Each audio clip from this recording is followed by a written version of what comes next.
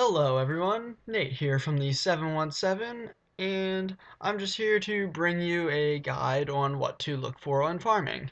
My clanmates wanted me to make some videos that'll eventually help them, so I might as well help everybody while I'm doing this, so this is for anybody who wants to watch. First we'll get into an offensive replay from a video that I did earlier this morning, and I'll go through what things you want to look for when you're searching for a base. And sorry about the lag in advance, I can't really do much about that right now. Alright, so what I'm doing here is just dropping some stuff around the edges.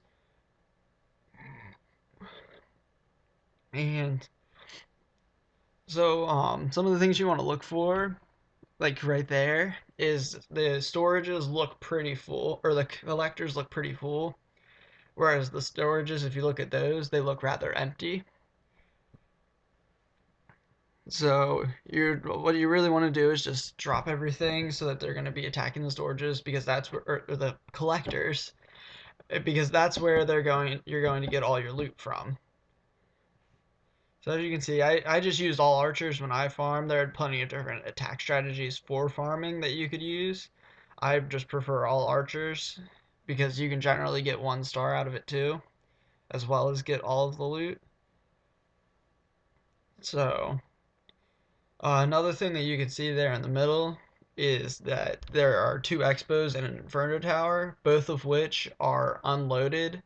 And that's another sign of like a dead base because it's just inactive. And when you have inactive bases, that's when the collectors get filled because they're not being emptied. So those are 2 of the things you want to look for. But the unloaded defenses like Expos and Inferno Towers, you won't see unless you're rating Town Hall 9 and 10 because you don't have those before then. So that's about it for the first attack that I'm going to show you. And I made well over 650,000 in resources total. So, sorry again about the lag. I don't know why it's doing this. So there's my army composition. I just used 200 archers. Barch trains a little faster, but I'd be more concerned about the numbers that or the number of barbs and archers that I have. So right now I'm just queuing up some troops because you can farm faster if you have stuff being made while you're searching for a raid, especially since it does take a while to search for a raid. You don't want to have 20 minutes of training archers after you finish finding a raid because you're just going to probably get attacked during that time if you get off. So as you can see, like I've had a pretty good morning farming. Just between those top 2 raids, I made over 500,000 just in gold alone. I'm not really too concerned about elixir at this point. So yeah, looks like we're just about ready to attack. All right, so when you're searching for a base, you got to be patient. If you're not patient, you're not going to find a base that has over 200,000 in gold and over 200,000 in elixir. So when you're searching, just to make things go quick, so you don't have to zoom in on all the storages every time, just look at the top numbers where it says what the loot that you have available.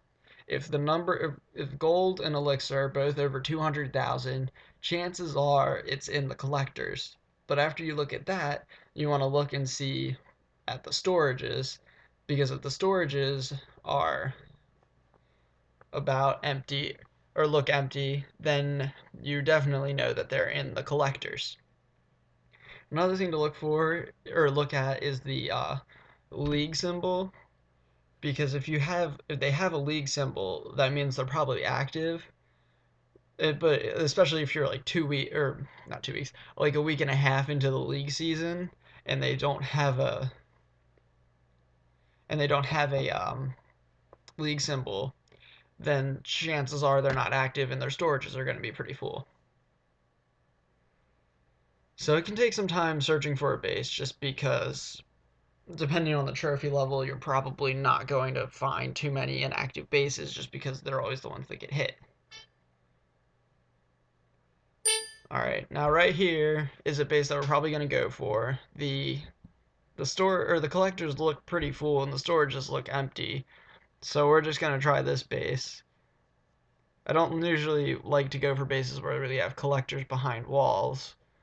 But in this case, we're just going to go for it because I think I could at least get the bulk of it. Sorry about that. So I'm just going to drop some archers on the things on the outside, try to take care of the Barb King. Even though if I remember this right, he's probably not going to go down.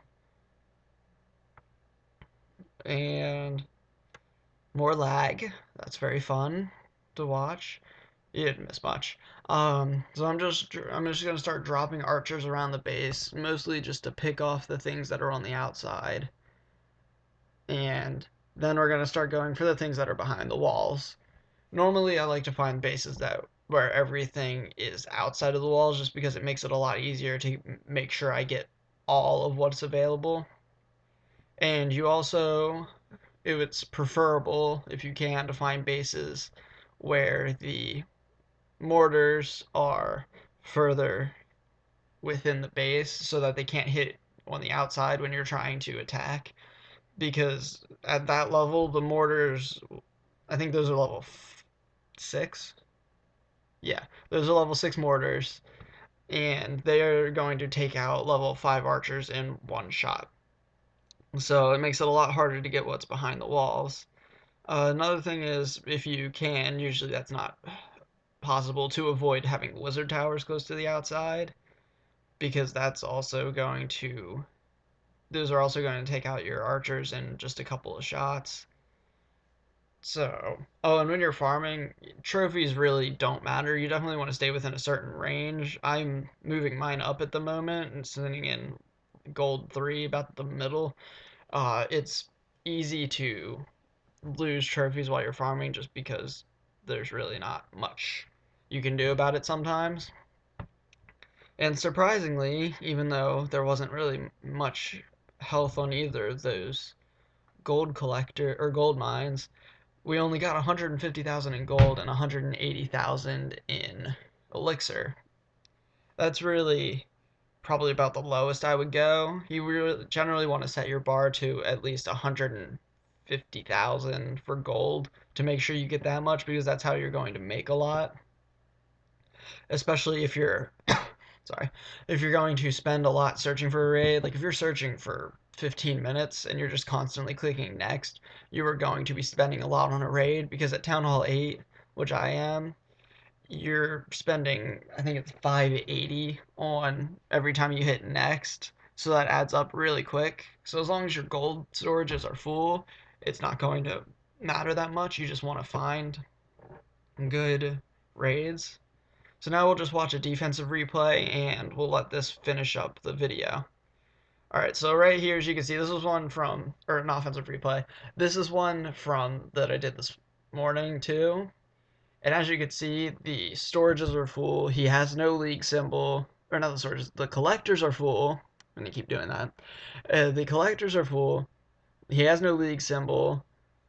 His mortars are close to the center, so that's pretty nice too, because they're not going to hit everything on the outside, which means that only the single target defenses will, which means our archers are going to last longer because they're not being taken out in groups.